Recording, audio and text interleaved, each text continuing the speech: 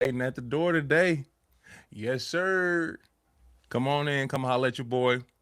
Let's get active in this chat. We got to talk. We have to talk tonight because I have something to say. And I'm sure you do as well. Come on now. Technology, don't fail me now.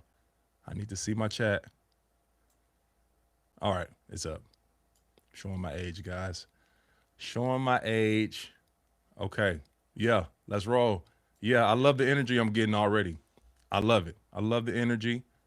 We're gonna talk. I said some things on social media on X that people want to hear my reasoning, and I have it for you. Just let me get my setup together.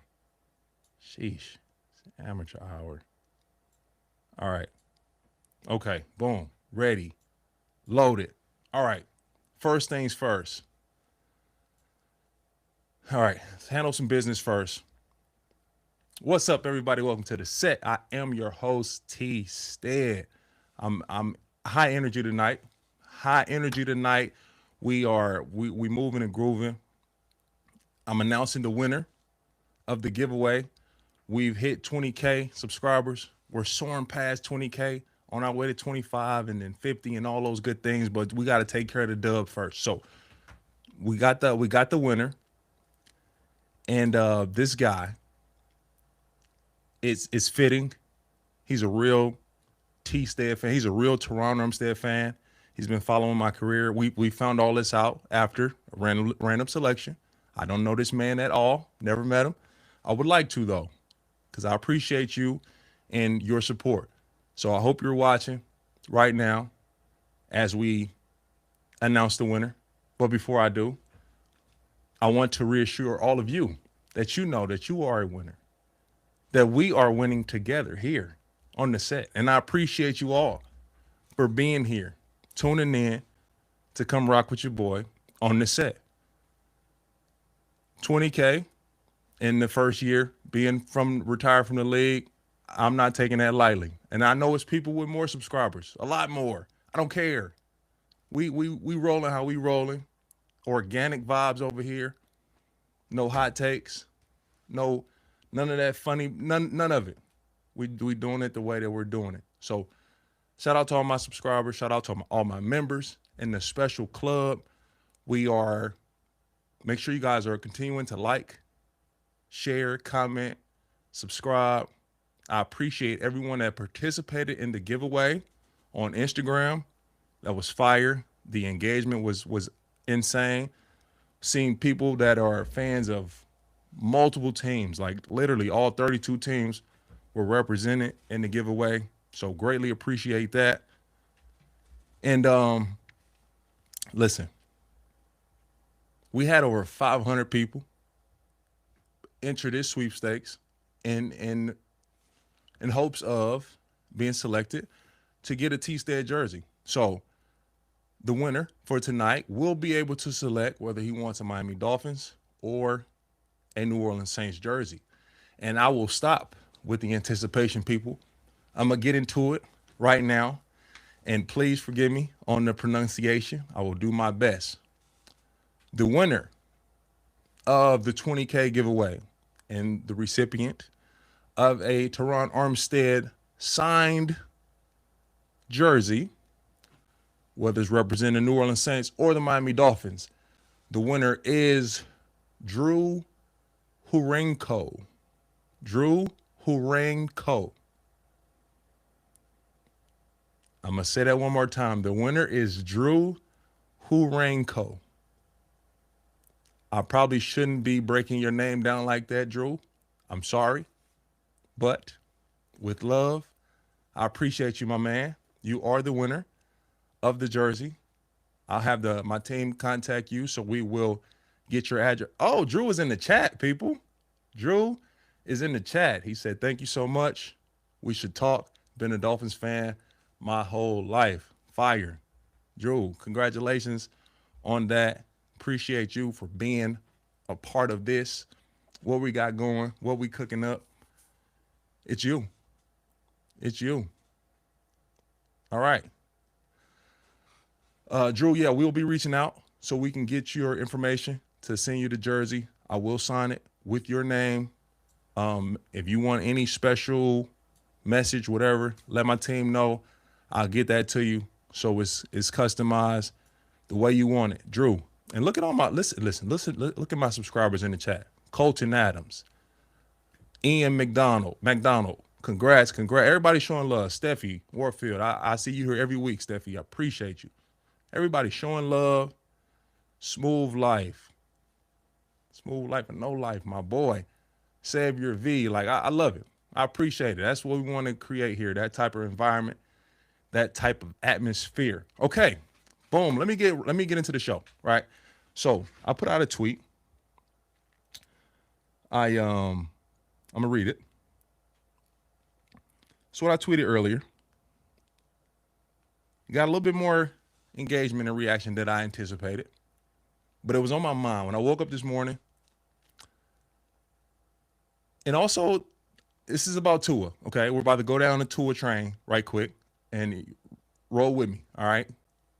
And this is not me being an advocate for Tua to be the starter of the Miami Dolphins. It's not what I'm doing. We all know how I feel about Tua. That's my little brother. I love him. Today's his birthday. Happy birthday, Tua. Happy birthday, Oos. Love you, bro.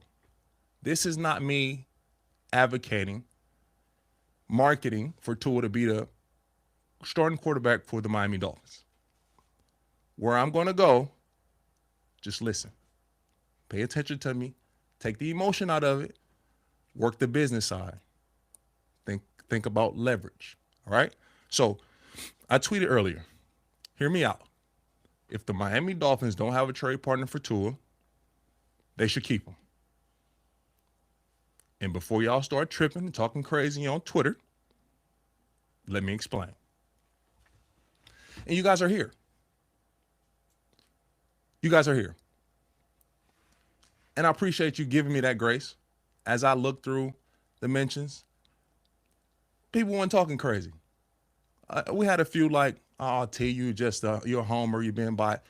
None of that. I'm not advocating. I'm talking business here. And I want to see the success of the Miami Dolphins organization. I want to see that. It's in my skin. It's in my blood now. Okay? I got the fin is on me. It's tatted on me. I want to see the success of the Miami Dolphins. I want them to play in the playoffs, win a playoff game. I'll be there. I'll be at the playoff game. It don't matter where it's at. In Antarctica, damn it, I'll be there. I'm pulling up. Say we can't win in the snow and the cold. So what? I'm there. All right? But this is what I want to get to. I said, if the Dolphins don't have a trade partner, a legitimate trade partner for Tua, they should keep him. And the reason why I say that, because if you release Tua, you are looking at Adam Schefter reported. Okay. If you release Tua, Adam Schefter reported, you will be looking at roughly $99 million of dead money. Okay? So that's about, his cap hit this year is about $50 million. Tua's cap hit this year is $50 million, let's say. If you release Tua this year, that's $50 million going against the cap for somebody that's not in the building. If you keep Tua on the roster, allow him to compete, to work on his game, to push whoever you bring in, Malik Willis, draft pick, Quinn Ewers. It's competition. Create that competition, create that environment. Don't give him any favors, any advantage. But while you're paying or taking the hit of $50+ million, keep him on the roster. And this is why I say that. That's not it. It's not just the money. This is why I say that. Tua didn't play well last year.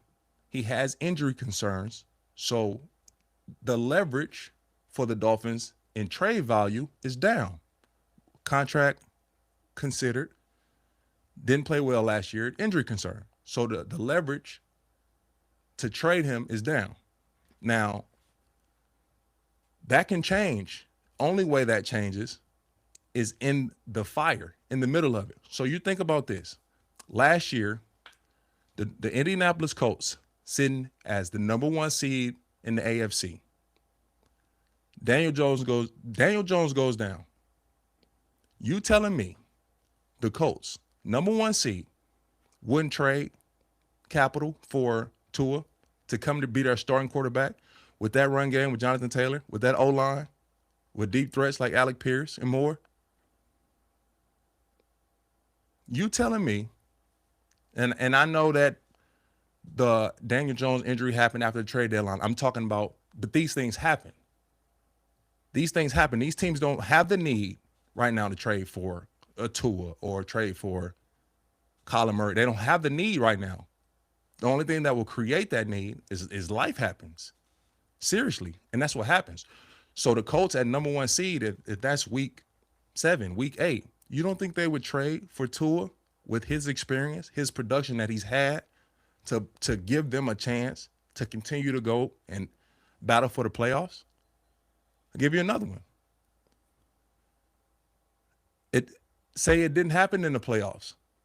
Denver Broncos, Bo Nix.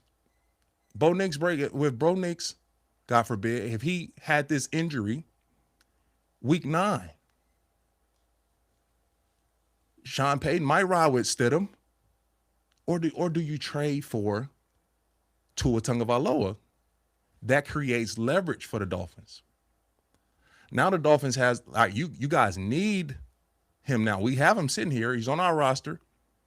He's getting paid regardless. It's happening, whether he's in the building or not. But if he's not in the building, that leverage, that potential trade value is gone, eliminated. So if it's to me, if there's no trade in place, I would. If I'm the GM, I'm keeping him. I wanna push whoever we're bringing in, and if Tua beat that person out, then he's the best man for the job. But those scenarios don't happen. The Dolphins don't find themselves in those situations if he's not on the roster. With that much of a cap hit, with that much in dead money,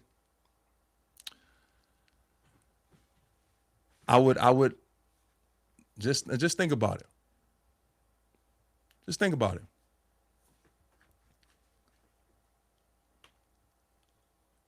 Jonathan Kumpian said he was bitter those last 3 weeks after not starting. I don't want the negative energy in the locker room. Where did that come from? That's the first time I ever heard that, bro. Come on, Jonathan. Well, let's not do that. Bitter. I talked to the man after he was benched. He was upset that he was benched. Hurt by it as a competitor, as somebody that's done what he's done. He was upset by it, but from his words, verbatim, like, I'm doing everything in my power to help Quinn Ewers perform to the best of his ability. Watching film for him, studying, tips, tendencies, everything. He went in and to be the best teammate possible. So we're not going to do, that's one thing we're not going to do here, bro. Fake narrative, we're not going to pull nothing out of thin air. Nope. Not going to do it. But that's my reasoning, but why from my tweet is the potential leverage, because it don't cost you anything. If you're releasing them and you're going to have the dead money, you're going to have the cap hit, you hold on to them. God forbid, an unfortunate injury like Bo Nix happens earlier in the year, or God forbid, an unfortunate injury happens to Daniel Jones earlier in the year. That Tua trade is significant then, because these teams have championship aspirations. The Colts, you telling me if the Colts had a chance to pick between 49-year-old Phillip Rivers and Tua Tagovailoa, a struggling Tua that was struggling last year, at that time last year, come on, man. Come on. The man just turned 28. Still young. Like, we've seen a lot of quarterbacks not hit their stride till 30. He's shown some already before 30. Just saying. Not advocating for Tua to be the starting guy. Bring in Malik Willis, please. Bring in draft pick. Please bring in Quinn Ewers, please. I'm searching for. I want to see success for the Miami Dolphins. I do. I want to see success for the Dolphins. I want to see success for Tua as well, personally. But as a fan, I want to see success for the Dolphins. So bring in who's going to be the captain of the ship. Who's going to be the pilot to fly this Miami Dolphins team to the promised land. Like I'm all in on that for sure. So bring those guys in. But if you have to have the financial hit for a guy, it's just really tough seeing that number against the cap and that the player's not in the building. So in my eyes, in my mind, you will hold on to the player for potential leverage. And it might not happen. The Atlanta Falcons tried it last year.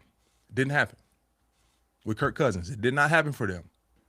Didn't have a significant injury to a team that was willing to make that move. Didn't happen. Kirk Cousins is 40. Tua is 27. He's 28. It's different. All right. Move on. More news around. And that was that's me talking. That's not, I'm hearing chatter. I'm not, nothing. I talked to Tua this morning for his birthday. That's it. Talk no ball at all. Nothing. That's just me thinking. If I was a GM, I would be trying to, I don't know. Because it very well could be he wants out just as much as they want him out. Like, they might want him out the door. He might want to get out the door. I don't know. I have no idea. I'm not talking from no bias, no insider information, nothing. This is just me and was on my mind. Okay? We got more news happening around the league. It's busy. Offseason has been a little busy, man, with the moves being made. I seen the Jets last week. Shout out to Aaron Glenn. I think that T'Vondre Sweat trade will be significant for the Jets. I think so. I think Jermaine Johnson going from the Jets to Tennessee, if healthy, he's a young potential star, a lot of talent, a lot of ability, very, very strong player, very strong, very physical player. But with T'Vondre Sweat, what I saw from him live as a rookie, yo, he got some ability, man. A lot of it. His upside is insane, through the roof. Seriously. I like that move for the Jets. I really do. I like that move for them. The Texans made moves today. Traded David Montgomery to the Texans. That's huge. David Montgomery goes from Detroit Lions to the Texans in exchange for Drew Scruggs, a 2026 4th-round pick, and a 2027 7th-round pick. This one's it's interesting. The Texans got better. Of course, you get a dynamic weapon like David Montgomery, who really can do everything. He's been kind of limited in his action because Jahmyr Gibbs is so special, so elite, such a generational talent. But David Montgomery can do everything. He's physical, agile, can catch, blocker. He can do everything. So that's a great move for the Texans. But the issue is they lose Drew Scruggs now. They just traded Titus Howard to the Browns, who got an extension. Shout out to you, Titus Howard, HBCU brother. He just hit them folks again, 3 years, $63 million. But David Montgomery going over to the Texans with a unit that ultimately struggled to protect the passer and run the ball efficiently. That they were successful in the second half of the season and into the playoffs, largely because of their defense. C.J. Stroud has yet to really establish himself as one of those guys that puts fear in opposing defenses. So the Texans, they don't have a bunch of names on the O-line. And there's no way around it. Like, there's no way around. You can't hide a bad O-line. I'm not saying that they are. Like, I don't know a lot of guys on the O-line, but I don't know who they're going to have lined up this upcoming season. And that makes a difference. Like, David Montgomery he's been special and has done great things in Detroit. But you run behind Penei Sewell and Taylor Decker and Frank Ragnow for years. That's big. You know what I mean? Like, that's a significant part when you're talking about O-lines. Like, those guys getting people out the way. Prophet Bears, yes, they had a decent backfield last year for sure. Had good backs. But I think Montgomery's he's a step up, of course. He's an improvement from what they had in that running back room. But it's the O-line is diminishing. Losing Titus Howard. Are you able to sign Trent Brown back, who played extremely well, underrated, under the radar? Trent Brown was balling last year for the Texans. Balling. I seen him put TJ Watt in a straitjacket, handcuffs for sure. Straight, yeah, locks. Trent Brown was balling last year. But for the Texans, they have a lot of moves that need to be made to the offensive line. They have a lot of moves to be made to the offensive line. Lose Titus Howard, who's been your longest tenured starter. Traded Laramie Tunsil the year before. Juice Scruggs going to Detroit. Now, news for the Texans, some O-linemen were released as well. Graham Glasgow was released from Detroit. Juwan Taylor. Wani was released from the Chiefs. So you got a couple guys there that could potentially be answers. And it's a lot of young tackles in this draft, I will say. And we'll talk about some of these guys here when we get into the combine discussion. It's a lot of young tackles in this draft. But you asking for a lot, man, when you talking them O-line rooms. Like, yeah, the NFL wants to get young and stay young. You want the locker room to stay young, the roster to stay young. But one thing you can never overshadow, you can never take for granted, is veteran leadership. Experience. There's value in experience. There is tremendous value in experience. You cannot overshadow it one bit. So you go out there with a line full of year one, year two O-linemen. They'll look great getting off the bus, okay? Baby all on the arms, no diddy. They will have the 10% body fat, all ran under 5 seconds in a 40. Look great. Strong, fast, quick, all those things. They're going to get their ass whooped without the right veteran leadership, without the right vets in that room, in all these rooms in the team. Like, you got to have that veteran presence. You cannot overshadow experience. It matters. It matters. You got to have the right culture. Got to have the right 53. Shout out to Sean Payton. Shout out to Sean Payton. Speaking of Sean Payton, bro pressed me last week on the phone, text me, like, yo, why you haven't invited me to the show yet? Like, I got some things I need to set straight. All right, SP, yeah, for sure. So that Sean Payton interview will be coming soon too, people. So stay tuned. He got a lot to say. I'm not really sure what he needs to get off his chest, but stay tuned. That's coming. That's on the way.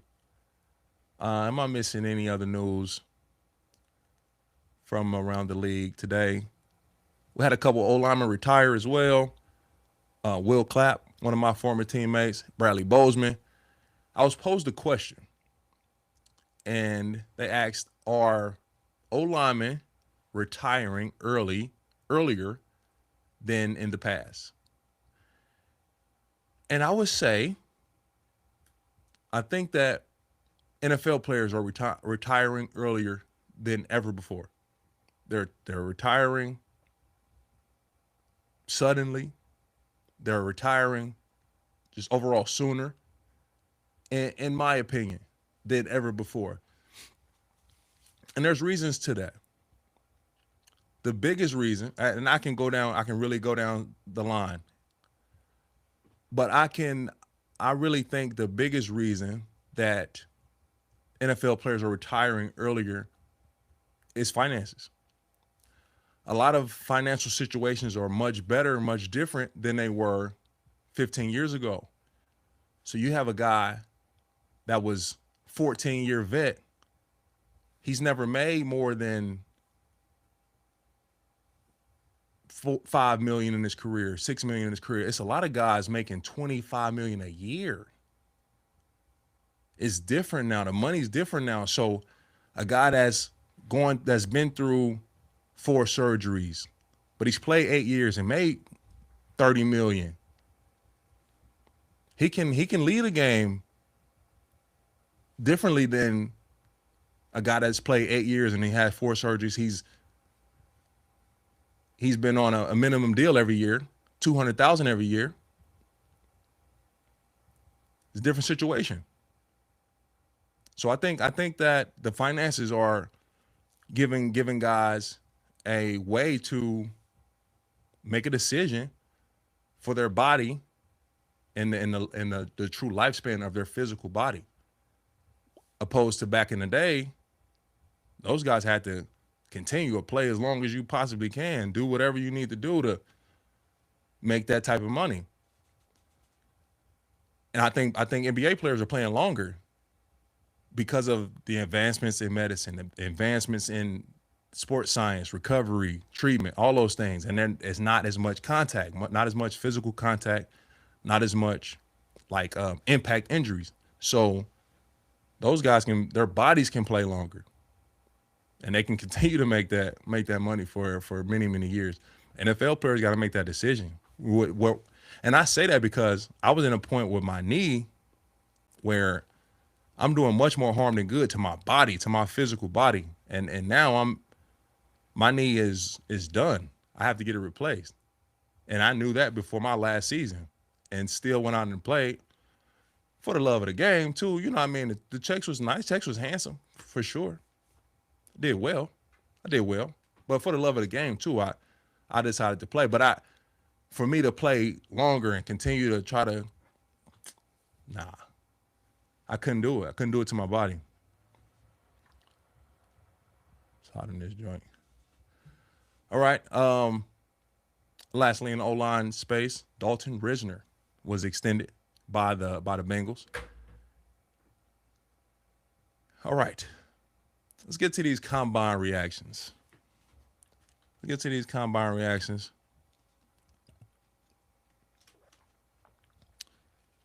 you guys really watch combine this year? I felt like more people tuned into the combine or like paying attention to the combine than almost ever before. Like any place that I walked into, or just I was hearing people talking about the 40-yard dash and the guys that did these crazy jumps and all these things. And every show, every podcast, everybody was talking about the combine this year, which is dope.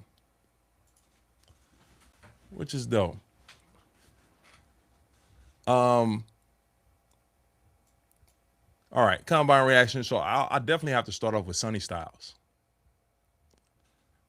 And man, when you talk about athletes, dog, I was on Good Morning Football Friday, and they asked me about this kid, Sonny Styles, 6'5", 244 pounds, 32-inch arms, runs a 4.49 40. His vertical, he had a 45-inch vertical. It was all of it, like just mutant numbers. And they asked me, like, what do I think about when I see a Sonny Styles?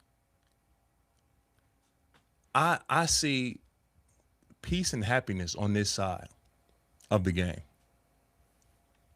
I'm happily out the way, people. Okay? 6'5", 244, running a 4.4, 45-inch vertical, like a 12-foot broad jump. What was his broad? It was, I'm out the way, happily out the way. Like, these young men are getting bigger, faster, stronger than ever before, explosive. A lot of them are, yeah, it's crazy. It's crazy. So shout out to you, Sonny Styles. The performance he put on at the combine. I haven't seen this kid's tape. I have no idea what he is as a football player, but as an athlete, when I hear NBA players talk about NFL players can't do X, Y, and Z, can't try, you are out your mind. The best athletes in the world live here. They live in this sport. The best athletes that we have on earth play football. They do. They play professional football. And if we wanted to skills train and get all the in and out, cross, tween, step back, we could do that. We could do that. If we wanted to go be UFC fighters or boxers, baseball, like we could do that with the proper training. Like, but as far as athletes go, NFL players, man. A young man that really did himself favors at the combine was Kadyn Proctor. He's a tackle for Alabama. He's a massive young man. He's here in Dallas. I'm sure I'll work with Kadyn Proctor at some point with some technique work while he's out here working with my guy Duke Manyweather.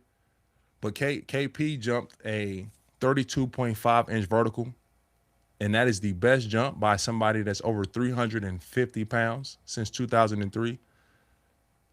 Just think, man, over 350, 32-inch vertical. This man, 32.5-inch vertical. That is windmill dunks, 360s behind the back. Imagine seeing this big man dunk the ball. But the way that Kadyn Proctor was able to move, he showed smoothness in his transitions. He's sure about his feet. I like what I've seen. I've been knowing Kadyn Proctor for about 3 years now, and I've watched him mature. I've watched him grow in his approach, his mindset.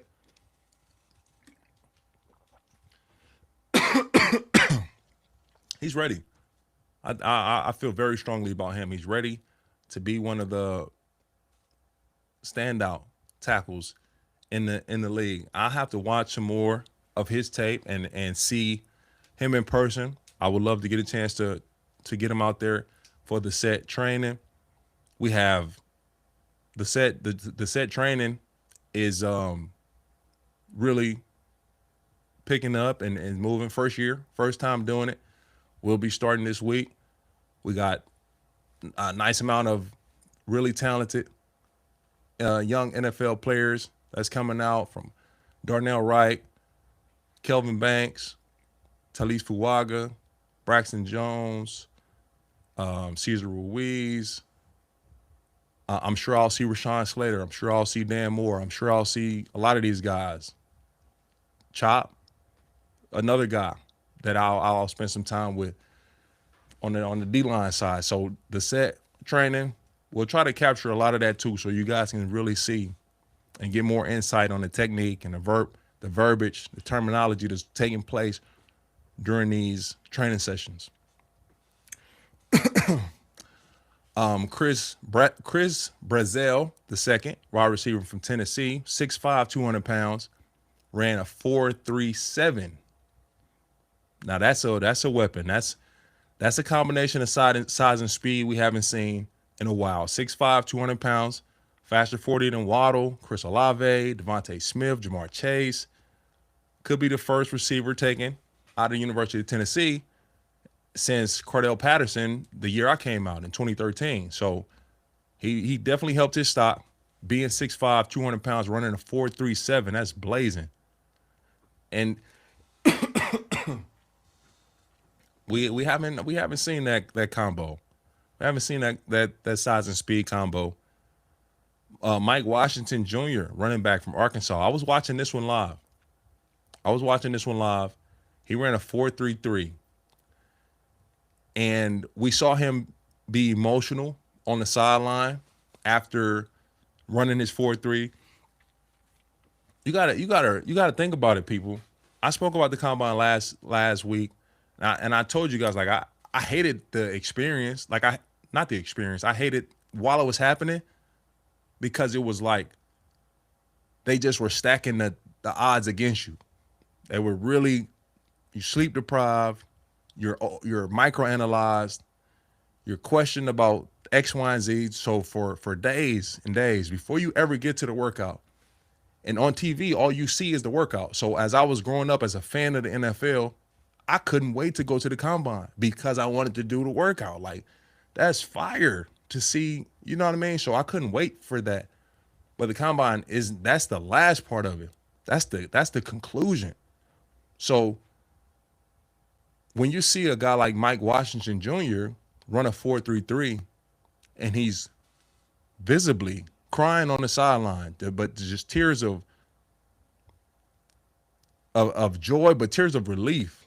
Like, I've put in this work, and I had this opportunity to audition in front of all 32 NFL teams, and I came out and did what I was supposed to do. He just helped himself. He made some money. 4.3 speed will forever be elite. It's rare. We see 4.2s now, so it's like we start to forget about the 4.3s. That is blazing. A 4.3 looks different than a 4.4, a 4.5. Like, if you see, pardon me, if you see a Mustang, a Challenger, a Charger, that's a 4.5. And then a Lamborghini rolls up, a Ferrari, that's a 4.3. And then those Bugattis, them $2 million cars, the Bugattis, they're 4.2s. That's the 4.2s. Very few of them humans that play football. But them 4.3s is different. It looks different than a 4.4. It's just, and a 4.5. It's just different. So Mike Washington, shout out to you, man. Shout out to you. What you just did for yourself and your draft stock, you just gained more eyes to your film. And that's the goal of the combine. So I much love. Hats off to you, for sure.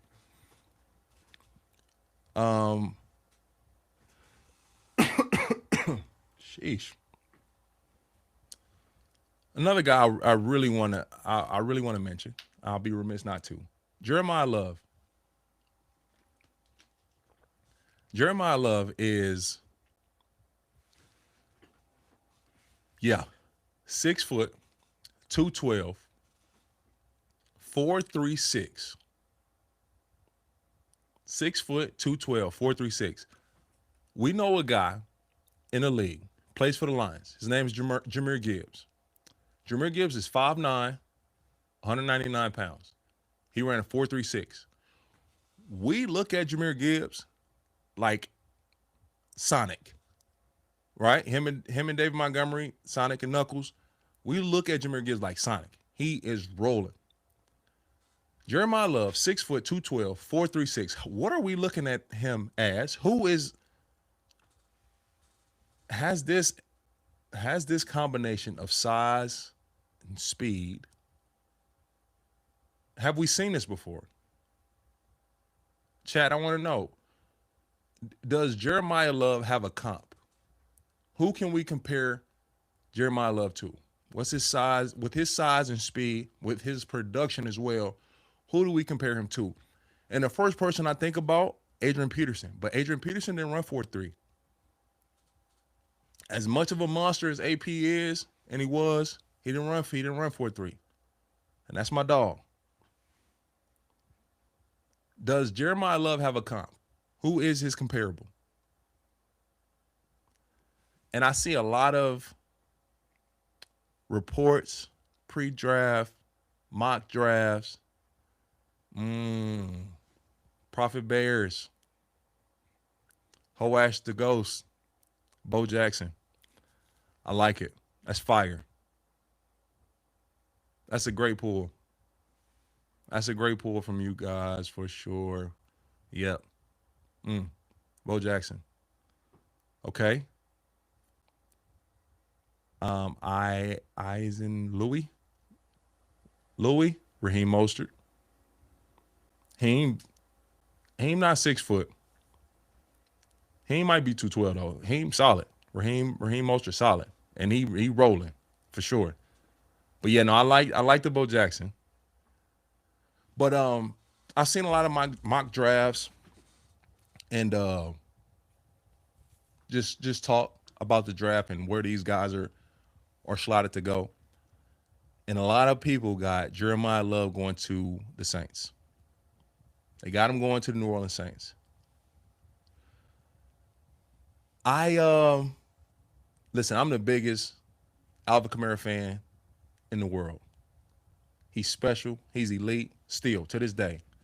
And you guys will get to see that. You guys will get to see that this year. He'll come in healthy. He'll look like Alvin he'll look like vintage Alvin this year. Just wait. At the same time, I still love Jeremiah Love to the Saints as well. I'm a huge fan of it. I can see that 1-2 punch and Alvin's versatility, his ability as a receiver, whether it's out the backfield or lined up, very few has done what he's done receiving the ball as a running back. Very few. Marshall Faulk, Christian McCaffrey, and stops there. Devon Achane is on his way. Bijan Robinson on his way.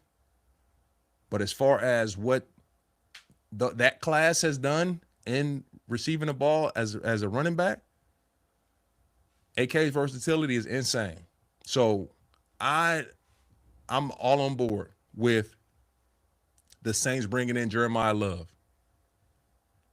to that backfield behind Tyler Shough. But also, Tyler Shough told me who he wants in the draft. Like if he had his pick, he told me who he wants in the draft. And I'm not going to share it. Sorry. Sorry, but no, legit. After me and Tyler Shough's show, and if you guys haven't seen that, please go back and check it out. Fire, one of my favorite episodes of the set. He told me, and it was I'll say this. It's 2 receivers that he named that he would love. And it was like the first 2 names that popped up in his head. When we was talking about it after our show, it was 2 receivers that he named. And he was like, man, I would love to have these guys, boom, boom, boom, or either one of these guys. Yeah. So check that out. But I'm not going to say the names. Shout out Tyler Shough.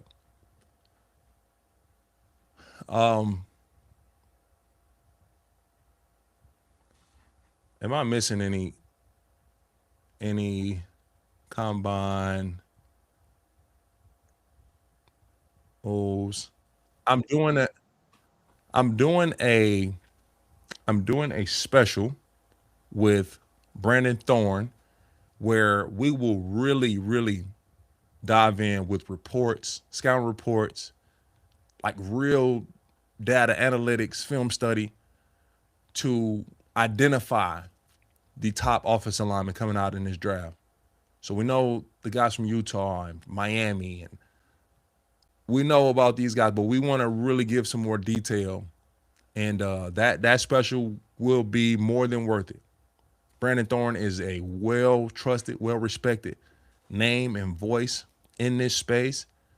He's the lead writer for Bleacher Report when it comes to breakdowns, O-line, D-line studies.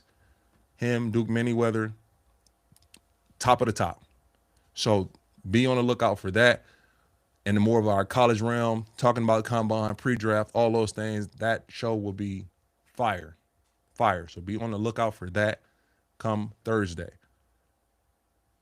I want to talk about something else that was on my mind today. when I got up,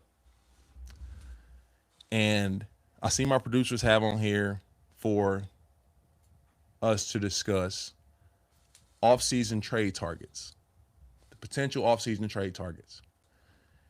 And where I'm going with this, and I don't know if it happens, but Maxx Crosby. If Maxx Crosby was traded, where do you guys see him going? Who do you see making that move? And what's the compensation? What would the Raiders need to send a talent, to send a superstar, a megastar like Maxx Crosby to another team? What would it take? So if you can, in the chat, if you were trading for Maxx Crosby, say the team, what are you giving up? Boom. How would you get him? I think I have the answer. I think I know where Maxx Crosby's going.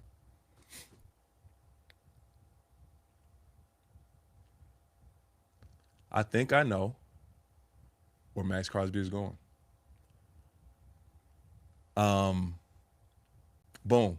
Scottish Bear, 582. You said Chicago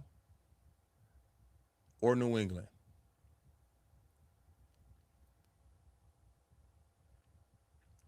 Says Chicago or New England? I think Chicago. I think Maxx Crosby ends up in Chicago. I do. Tremaine Edmonds, vocally looking to be traded from Chicago. They have cap space with a quarterback on a rookie deal. They have young receiving talent, Roman Dunze, Luther Burden, etc. So DJ Moore is more expendable and can be used, his talents can be used in a bigger role with the Raiders getting the number 1 pick in the NFL, who we all feel very strongly will be Mendoza. I can see Tremaine Edmonds, DJ Moore, and a pick. Maxx Crosby ends up in Chicago. And I'm not just grabbing this out of thin air either. I know Dennis Allen and the way that he loves to construct his defense, moving guys around, the disguises, the is he blitzing, is he not? Slide the whole line this way. That slide, you playing Dennis Allen, you're on offense against Dennis Allen, and he'll present a look where you have to slide the line to the left because this corner or this safety is blitzing all, like maybe blitzing all. Maxx Crosby is one-on-one on the right. Dennis Allen is creating these matchups and these scenarios where Maxx Crosby will have more one-on-one opportunities than he's seen in his career. So do not be surprised, people. I can see Maxx Crosby ending in Chicago. And the only way is if Maxx is vocally out of there. Like if he really pushes himself out of there. Like, because a team you're just not crazy enough to make that trade.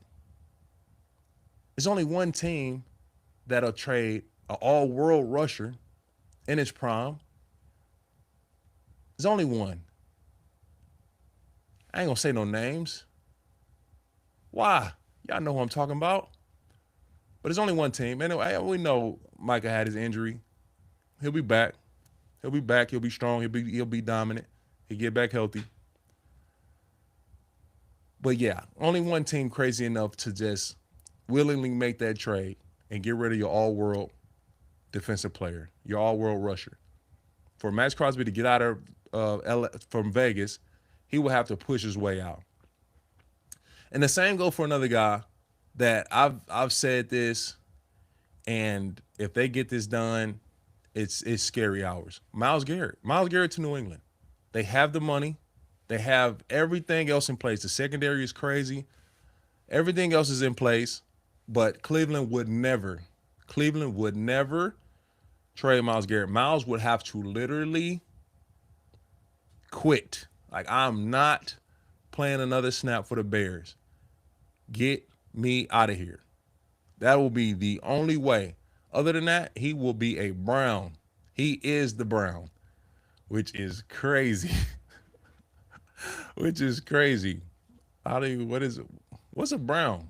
Y'all know? I ain't even joking on them folks. But what's a Brown? Not sure. Not really sure. But yeah, so the other guys, other trade targets, the guys that could be moving. We know Kyler Murray, Geno Smith, he's out of there. Mac Jones, and Anthony Richardson. Is there a chance for a? Well, it's a couple receivers too. AJ Brown, I think that's possible. AJ could be on the move, and then I already mentioned DJ Moore. It's another question I got for you, chat. Another question I got for you. A surprise trade. Which is more likely? The Texans trade CJ Stroud or the Packers trade Jordan Love? What's more likely? We saw what David Mills did in Houston when he got the starting spot, right at the ship, got them boys going in the right direction. CJ Stroud takes back over to get into the playoffs, all those things. We've seen Malik Willis, what he's done as a starter in Green Bay. I'm not creating no mess here now. I'm not starting nothing. I'm just asking questions. Just asking questions. What's more likely in a surprise trade? CJ Stroud being traded or Jordan Love? Just want to I want to know. Um, Jonathan said they saw Jim Brown and was like, "Yep, this got Brown written all over it." That's fire. Joseph Province said it's the owner's last name. Is that real? Is that the reason why they're called the Browns? I don't think so. Uh, Let me see. Yep, can't find it. Oh, I see it. Okay, the Cleveland Browns are named after their first head coach and co-founder, Paul Brown. He also co-founded the Cincinnati Bengals. Wow, that's a fun fact. That's a note for the day. Cleveland Browns are named after their first head coach and co-founder, Paul Brown. He also co-founded the Cincinnati Bengals. Wow. Okay. Yeah. That's oh, wow. Appreciate it, Jason Grant. I did not know that. That is crazy. So I can get a team and use my last name. The Armsteads. What city? What I'm doing? The So when I was in Miami, I was living in Broward County. I was in Davie. The Davie Armsteads. Yeah. East St. Louis Armsteads. Mm, I like it. Let's do that. I like it. Let's see if yeah. I'm just talking ish. All right. Well, what was the answer to this question? Jordan Love getting traded would be insane. Method cleaning. CJ Stroud got exposed. Anchorage Armsteads. Pine Bluff Armsteads. The List Fans Pod. You right, man. Okay. Hold on. I saw Devil Down 7 Up said Stroud because of the decline. But I would say, brother, he is so young. Still, like, you got to go through growing pain. We are spoiled by Patrick Mahomes. We're spoiled by Patrick Mahomes, but we got to think about his story. He didn't start out the gate. We're spoiled by Joe Burrow. Spoiled. And we all want that. We all want to hit a home run on the quarterback and see somebody walk in and right out the gate. That's very, very rare. Like, that's why we use the word generational. You talk about Patrick Mahomes because he comes around once every generation. That's what it is. So C.J. Stroud has been having his hard times, his bumps and bruises. He's 23. He's 24. Like, it's a part of it. And I know as a fan, you don't want to hear that. And I get that part for sure. But very rare you hit a home run on that quarterback, man. Very rare that you get a chance to just be set. What the Patriots got going on, they go from Tom Brady, a few years of turmoil and disappointment, and boom, Drake May. That's rare, man. That doesn't just happen, for real. That does not just happen. Y'all are killing me with these names. Amarillo Armsteads. Y'all are killing me. Seattle Seahawks. I like that one. Let me see if the Seahawks are a similar team. Let me see that. You guys are crazy. All right. Man, look, we are rolling through the end of the show. This was great, man. The engagement was insane tonight. I appreciate you guys. Shout out to the giveaway winner again, Drew.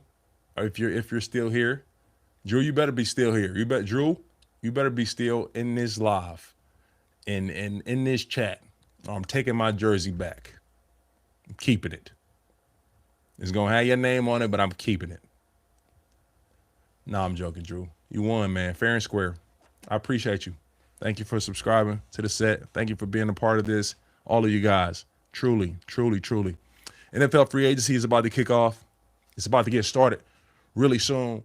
So, and that's more my speed, man. Talking that free agency. I'm not a huge college guy, so I don't watch as much college. So it's specific guys that I go watch, check for see what I'm looking for. Other than that, I'm all NFL. So free agency, a lot of these players coming up. Quarterback room, Daniel Jones coming off the torn Achilles, Malik Willis, Aaron Rodgers. Is he going back for another spin? Running back, Kenneth Walker, Breece Hall, Travis Etienne, Javonte Williams, Rico Dowdle. Receiver, George Pickens was franchise tag in hopes to sign in a big deal with the Dallas Cowboys. Or, all right, it's another one. All right, it's another question. I haven't solo cheered alive in a while, and I'm having fun. I'm sure you guys can tell. I'm having fun asking you guys questions. I love how responsive you are. Is great. This is easy. I got a question for you. So the Cowboys tag George Pickens. Is it possible that the Cowboys tag and trade George Pickens to the Chiefs, Bills, or the Jets? Or am I tripping? I think George Pickens is incredible. I think he's an amazing talent. What him and CeeDee Lamb are able to do out there together creates a lot of problems. And that offense was insane. Insane. Dallas needs defensive help. Seriously. We just watched the Seattle Seahawks win the Super Bowl in dominant fashion. Pretty much start to finish. The entire season was dominant performance after dominant performance. They had a few slip-ups, of course. But we watched the Seattle Seahawks win in dominant fashion. And we note their defense. We note their D-line. So for the Cowboys to have so much offensive firepower, to mirror the Cincinnati Bengals offense, Yeah, those two offenses can score on anybody. But when you're facing an elite defense and a team on the other side that can control the ball, you're not on offense the whole time, but you don't have the defensive players to get you the ball back. It makes it tough. It makes it tough to win the really close games. It makes it tough to beat the Eagles. It just does. So I love George Pickens on the Cowboys. Offense amazing. But can you guys see Pickens getting tagged and being traded to the Chiefs, Bills, or Jets for personnel or draft capital? I don't think it happens. I don't think it happens. I don't. Vanessa Smith, you tripping. Pickens not going anywhere. Them Cowboys fans, you can't tell them nothing about the Cowboys. Nothing. I'm not saying, Vanessa, I'm not saying that he's leaving.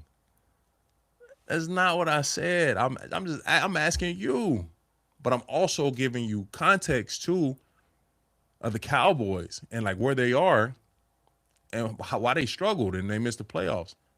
The defense wasn't good enough. Could not affect the passer enough.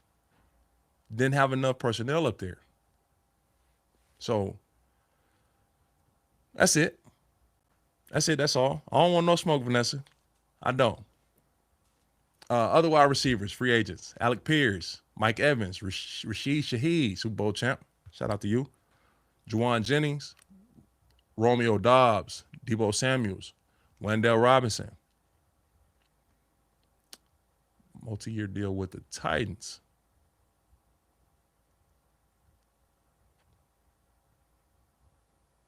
Potentially. Wendell Robinson could potentially go to the Titans. Brian Daboll's OC over there. Tight ends: Kyle Pitts, Isaiah Likely, David Njoku. O-linemen: Tyler Lindenbaum, Rasheed Walker, Connor McGovern, Braden Smith, David Edwards, Isaac Sumalo. I know who you are. The names. My fault, Oos.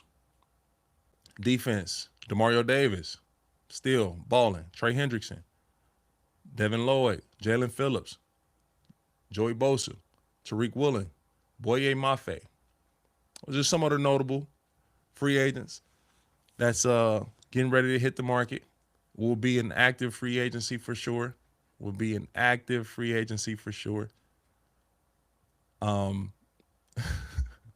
You guys are killing me in the chat. No, for real. But yeah, listen, I'm looking forward to being back, going back live next week. Might even solo cheer again. We have some potential guests that we might bring on for next Monday, but this was fire. This was a great time. I appreciate you guys being so active and responsive. A lot to talk about. Free agency begins next week, and yeah, it's gonna be fun. Again, shout out to Drew. Shout out to you all for being here, being part of the show, part of the set. Looking forward to Thursday. Brandon Thorne will really get into the weeds of these O-linemen coming out of the draft. You will want to hear if you guys have O-line needs on your teams, on your favorite teams. If you have O-line needs, listen to B. Thorne. I promise. Listen to Brandon Thorne. Listen to Duke Manyweather. It's a few others out there. It's a few more. But B. Thorne to be on the show. Make sure you check that out. Send it to your people. Send it to your GM. Whatever team, send it to the GM. And let them know, hey, we need to get this guy. This is what the film shows. This is what it. So be here. Thursday, 3:15 Eastern Time. The set drops.